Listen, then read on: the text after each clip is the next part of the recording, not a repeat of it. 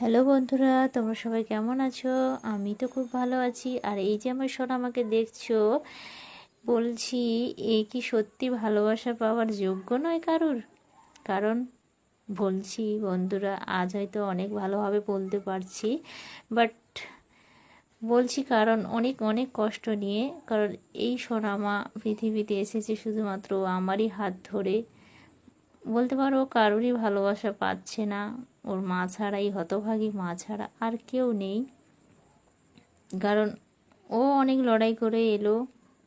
আর সত্যি উপরে ভগবান তো রয়েছে, অনেক ভালো রেখেছে, মনে করি যে আমি অনেক হ্যাপি। যাই হোক, কিন্তু ও অনেক অনেক কিছু থেকে বঞ্চিত।